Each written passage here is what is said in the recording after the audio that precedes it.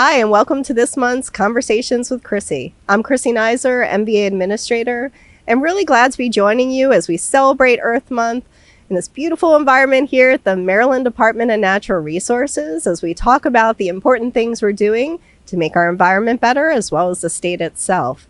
I'm really proud to be joined today by J.T. Bowers, who is the Deputy Director of the Maryland Forest Service at the Department of Natural Resources. Thanks for joining me. Thanks for having me. This is an awesome podcast, and I'm happy to be here. Yeah, it's so wonderful to be here in this natural environment talking about exactly what you do every day. Yes, couldn't be a better place for it. So let's start there. Tell us a little bit about how you came to the Department of Natural Resources and your background and experience. So yes, I'm the Deputy Director of the Maryland Forest Service. I've been with the state for about 10 months. I was appointed the Associate Director of Policy and Planning last June, and I recently took my position in January as Deputy Director. So I work closely with the State Forester, Dr. Ann Harrison-Strang, who is our first female and first doctorate to be the State Forester, which is really exciting. We have a really nice collaboration together to lead forestry through this new era that we have here in the state. So really excited about that. I bring a little bit different perspective that kind of mixes and mingles with Dr. Strang's. I'm an urban forester by practice. I have degrees in landscape architecture and conservation ecology with a focus in urban ecosystems. So my background has been both in the private sector, where I was an environmental scientist and an ecological planner. And I also was a executive leader for a nonprofit called the Baltimore Tree Trust prior to joining. And so I have a lot of experience with workforce development and working with different types of stakeholders and partnerships to advance community forestry initiatives. So I'm just really excited that we have a lot of exciting programs and funding and opportunities to engage new communities because of that. And that thing is a really nice overlap with what we're doing at DNR and what MBA's focus is on environmental stewardship. No, I think that's a great point. I think oftentimes people might not think of the MBA in terms of environmental stewardship. They think of it more about branch offices and that interaction, that transactions that they have to do. But there has been a lot of overlap in the last few years, and really proud of the joint offices that we now have together in many locations across the state. And it really started with the question of, if I have a boat trailer and I need to register the boat, I also need to register the trailer at the MBA, but the other at DNR. Does that really make sense? Can we co-locate to find some synergy, not only for our employees, but for our customers, and make that a better customer experience? And now not only can they do that boat registration, they also can get their crabbing or their hunting or their fishing license and all the other great services that you provide. So I know that partnership has really started there, but it continues to grow with things like the Tree-mendous program. And that is really something that we're so proud of.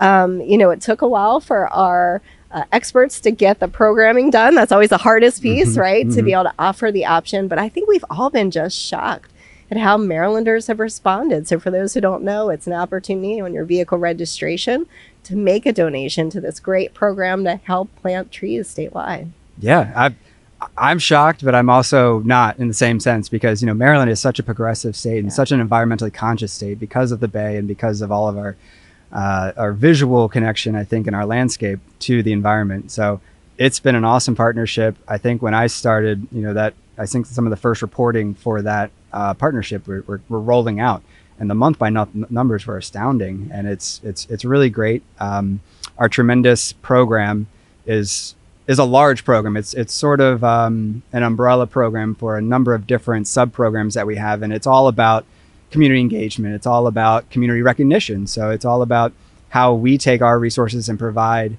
the technical support that either municipalities or community groups, volunteer organizations, there's a lot of friends of groups for different watersheds and park resources that we get to bring our expertise to. And this funding enables the sustainability of that program for years to come. So really impressive, $140,000 that has already been donated, and I'm sure only going to surpass that in years to come. But as you said, the generosity and understanding that connection to the environment, which we all appreciate.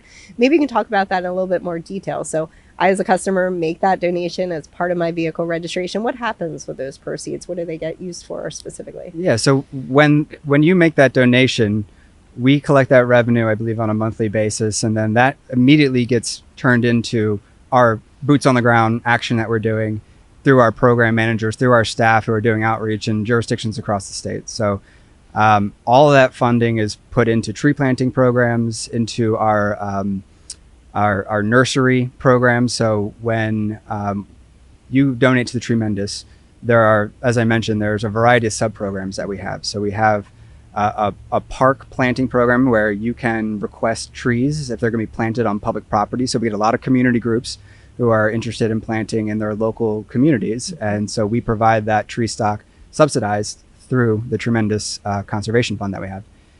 There's also things like the Marylanders Plant Trees coupon, which is a program that we offer through participating nurseries where you can get discounted native plants through this program. And so that revenue goes to support that program as well. That's great. And then we have others that are, like I mentioned, about recognition. So if a community group is doing volunteer activities that support the health and the integrity of their green spaces around them, and they're planting trees and whatnot, they can get micro grants and things from the state. So all of this gets wrapped into this beautiful channel of outreach that we are able to provide. Well, that's wonderful. I know that makes folks feel good when they make that donation and, you know, are able to see the impact right there in their community. I love that. And hopefully folks now know about opportunities to reach out and see where they can get some trees planted if that's something they're looking to do in their local neighborhood. This is really important because there is a 5 million trees initiative, Yes. right? And so hopefully things like the MBA donation, along with many other things, help us get there. Can you talk a little bit about that? Sure. Yeah. So the 5 Million Trees Initiative is an amazing testament from our state government and a commitment to planting trees and maintaining a healthy tree canopy across the state. This was something that came out of the Tree Solutions Now Act of 2021. So in July 2021 is when it officially kicked off. And so between then and 2031 is when we hope to have 5 million additional trees on the landscape, which involves a lot of coordination between the efforts that the State Forest Service is doing, along with what the Maryland Department of Agriculture, the Maryland Department of Environment, our nonprofit partners like the Chesapeake Bay Trust and Maryland Department of Transportation. This is not just a DNR-led initiative. It's a multi-agency initiative. And like I mentioned, it's involved a lot of different stakeholders because we can't get it done by ourselves. It's worth noting that the 5 Million Tree Initiative is based off a reporting model that is looking at trees beyond the baseline of what we're already planting. So as the Forest Service, you know, we're contributing about 200 acres per year of tree planting activities. And so those have different functions. Those are funded through different mechanisms. And the 5 million trees that we're counting are going above and beyond that. So we're really looking at the additionality that this program brings onto what we already were doing. And the attention that the 5 Million Tree Program is bringing to the importance of trees, not just out there, so to speak, in our state lands or in more rural parts that you might take a weekend trip out to, but actually those that are in our community are supporting our well-being and our health. I think that's where we have a really great platform to share that messaging. As you know, we're in an era of just really great science, looking at the benefits for trees like those that are around us and how they improve our mood, how they improve our health, and how they change our psychological makeup just to be in their presence. And I think that's really an important message that we want to share as we're thinking about not just the tree's value for climate change, which is so important. And you know, those large landscape scale afforestation and reforestation projects are going to carry a lot of that weight. But where trees, even in isolation or in small groves and parks like this that are maybe less than an acre, those can have really attuned benefits for communities that can be felt directly. It's really interesting to think about the environmental impact, but maybe not the health impact as much. And are there ways to track that so that we can see these are the measurable impacts of what we're doing and making that difference? Yeah, some are easier to measure than others, and I'm definitely not a health expert by any means, but when we're talking about trees impact in heavily urban areas, where there's a lot of infrastructure, a lot of concrete and heavy materials that create heat, what we call heat islands. Heat islands are essentially where the local climate, the local temperature is higher than it is elsewhere because of all the radiating and residual heat that's coming off of heat absorbing materials like concrete, asphalt, and building materials. So what we're seeing and what the science has been able to show us for about the past 10 years or so is that when you have trees in those heavily urbanized areas, temperatures can be moderated significantly in a way that has a really tremendous impact on just the experience and the health of people who are in those environments. I think a study maybe 5-10 years ago demonstrated in Baltimore City there between a community that had a large patch of trees and a really urban area close to downtown. There was a temperature difference on this at the same time of day in the summer that was 16 degrees cooler. Wow.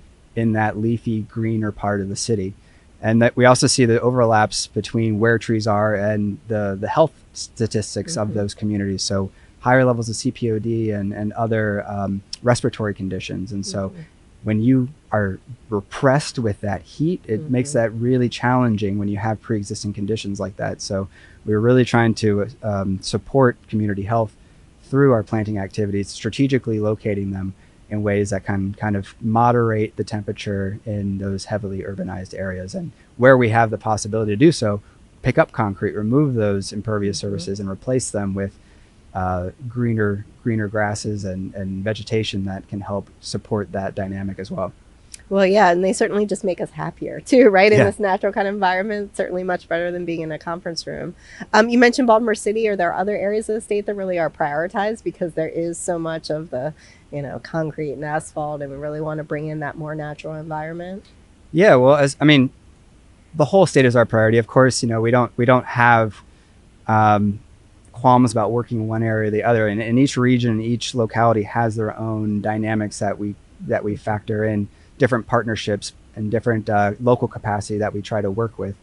Baltimore is just a great example, but all of Central Maryland experiences the same sort of syndrome, if you will, as far as how development is impacting the natural landscape. And so the challenge and the opportunity in working in Central Maryland, as far as where we can plant trees, the types of partnerships that we can develop, look very differently than the types of opportunities where we might be looking out in Western Maryland, outside of Hagerstown or in Frederick, where there are larger tracts of land, there are more agricultural lands that are opportunities for afforestation, for maybe stream buffer protection, where that's a huge critical overlap for us between the opportunities for increasing our tree canopy statewide and also having all these other co-benefits for wildlife and for water quality. Stream buffers are top of our list. So we take every opportunity, and the new Forest Conservation Act actually prioritizes stream buffers in a way that they've never been prioritized before, as far as where there is development for whatever reason that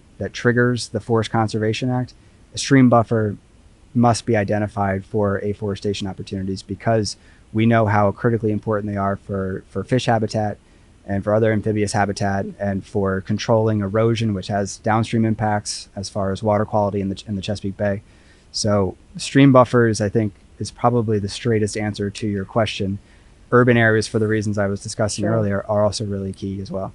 That's great. I wonder if you have any guidance or advice for homeowners, business owners, as if maybe thinking about planting some trees. What would you recommend to them in terms of consideration? I know you mentioned making sure it's a native species, right? We don't want to plant something that's not going to survive and do well in the environment. But what are other things that they should consider in terms of that? Well, like you mentioned, I think native species that's the number one advice that we always try to give. I mean, there's a lot of beautiful variety to the native species that we have in this state. Maryland is the country in miniature, is the old saying. We have a variety of different ecosystems that support a variety of different plant species.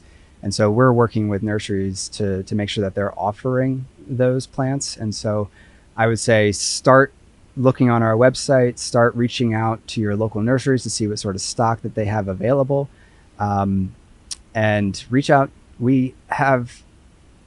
We're one of the few states in the country that can say we have foresters assigned to every county in our state. Great. Which is an amazing resource. That it's one of those things you don't really appreciate until you don't have it, or if you live in a place that doesn't have that.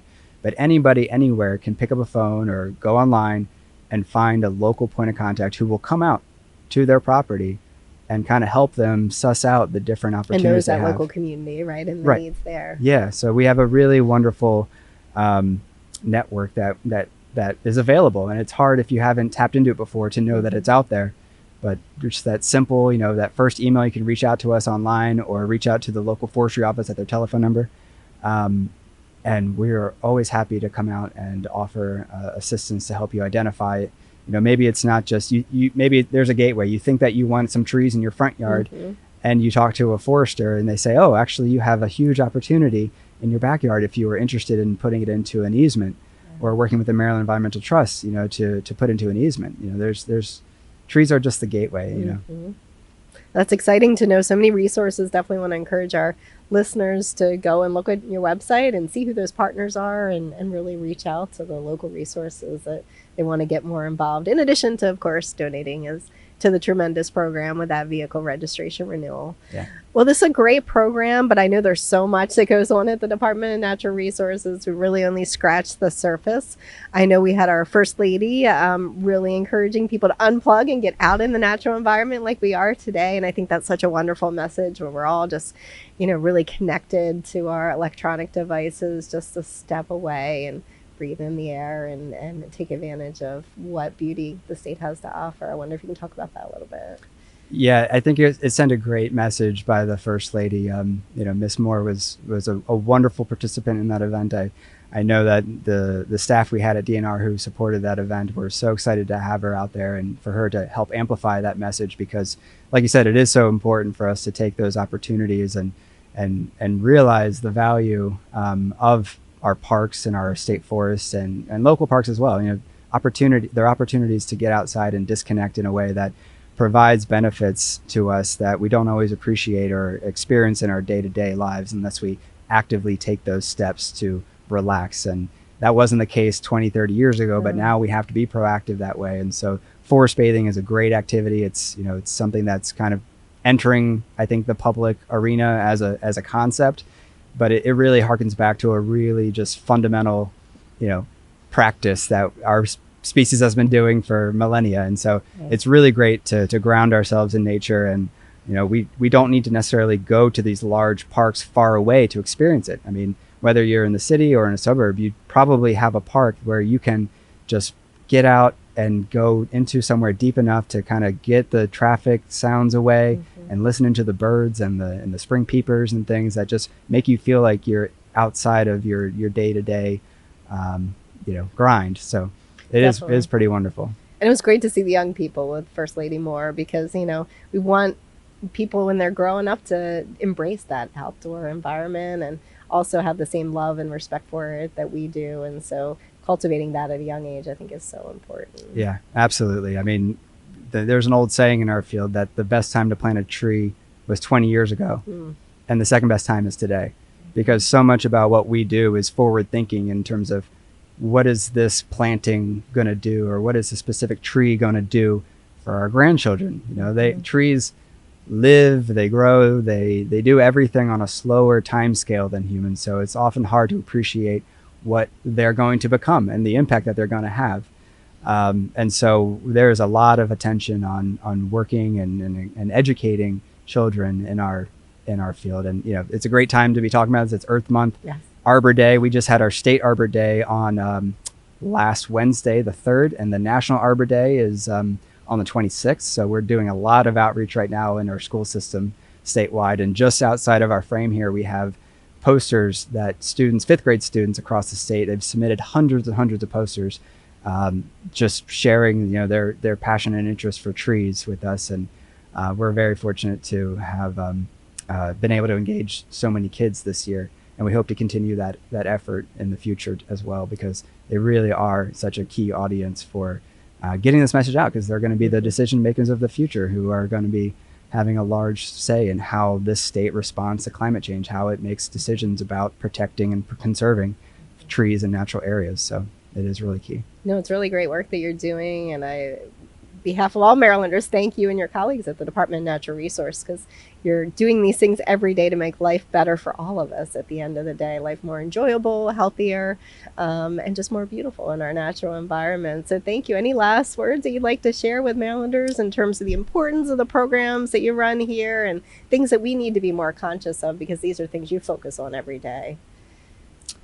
I don't have any parting words per se, but I will just reinforce the point that we can't do it all by ourselves. We are the lovers and the protectors of the state's forestry resources, and we have hundreds of thousands of state forest lands that we manage, but we're also here to be a partner with you. Whether you have a small parcel or hundreds of acres that you just want to manage better, we are here to help and provide technical support. And I think that's a message that we want to just, we can't harp on enough in this day and age where there's just so many challenges that we face, not just with the environment, but how it overlaps with so many other issues like we were discussing earlier. And we're just here. We want to make sure people are aware that they can reach out to us and that we will be there to support them one way or another. Well, thank you so much, JT, for being with me. I think it's a wonderful message to end with, that each and every one of us has a role to play in our natural environment. We need to be conscious of that. We need to make good decisions, and it needs to be part of our thought process every day. In the same way you are, you're more of an expert than all of us, but we all can do something each and every day to make the environment better. So again, thank you for joining us for Conversations with Chrissy. Look forward to talking to you again soon.